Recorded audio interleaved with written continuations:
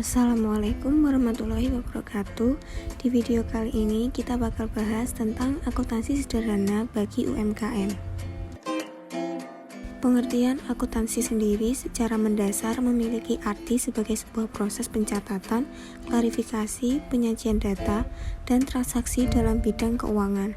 Sehingga sederhananya, akuntansi memiliki arti sebuah pencatatan keuangan, baik data transaksi dan modal awal.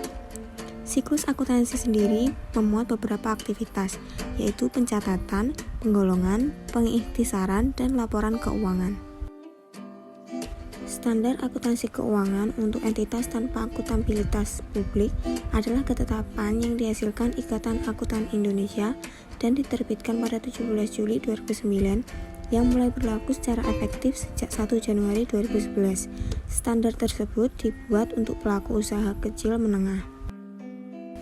Manfaat bagi UMKM: yang pertama, untuk mengetahui gambaran kondisi UMKM terkini. Yang kedua, memberikan informasi mengenai keuangan UMKM. Yang ketiga, dijadikan sebagai salah satu syarat dalam mengajukan pinjaman atau investor hingga laporan kepada pemerintah. Yang keempat, dijadikan landasan untuk mengambil kebijakan UMKM.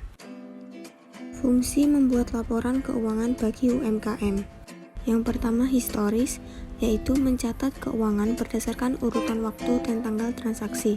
Yang kedua, pencatatan, yaitu mencatat keseluruhan transaksi. Yang ketiga, ada analisis, yaitu menentukan nama akun, jumlah uang, bukti transaksi.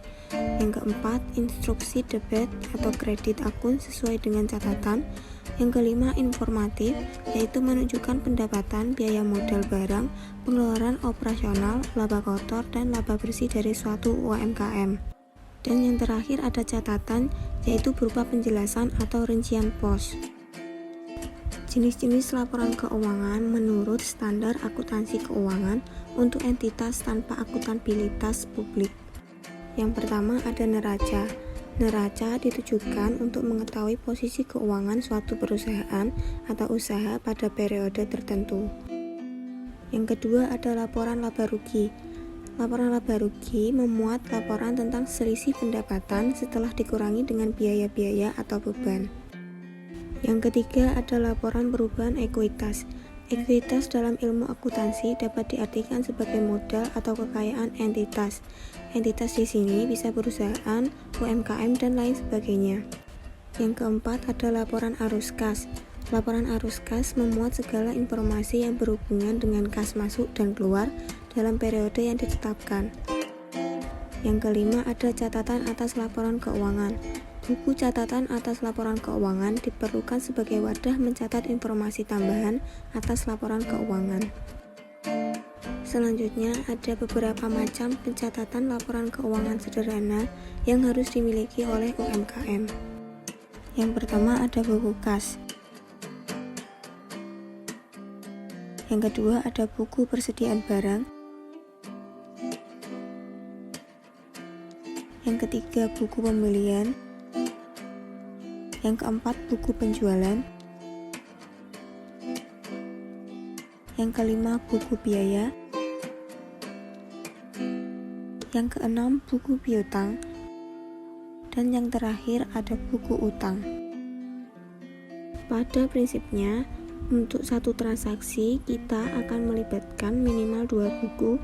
Seperti saat ada transaksi penjualan atau pembelian, kita akan melibatkan beberapa buku untuk mencatat transaksi tersebut. Buku yang dilibatkan saat transaksi penjualan. Pada penjualan tunai, yang pertama ada buku penjualan, yang kedua buku kas, yang ketiga buku persediaan barang. Untuk penjualan kredit, yang pertama ada buku penjualan, yang kedua buku piutang, dan yang ketiga buku persediaan barang. Selanjutnya, buku yang dilibatkan saat transaksi pembelian. Untuk pembelian secara tunai, yang pertama ada buku pembelian, yang kedua buku kas, yang ketiga buku persediaan barang. Untuk pembelian kredit, yang pertama ada buku pembelian, yang kedua buku utang, dan yang ketiga buku persediaan barang. Selanjutnya, ada cara menghitung HPP, laba kotor, dan laba bersih. Rumus pada HPP yaitu saldo persediaan awal ditambah pembelian dikurangi persediaan akhir. Untuk rumus laba kotor, yaitu penjualan dikurangi harga pokok penjualan. Dan untuk laba bersih, rumusnya laba kotor dikurangi biaya. Terima kasih telah menonton video ini. Semoga video ini bisa bermanfaat bagi kita. Wassalamualaikum warahmatullahi wabarakatuh.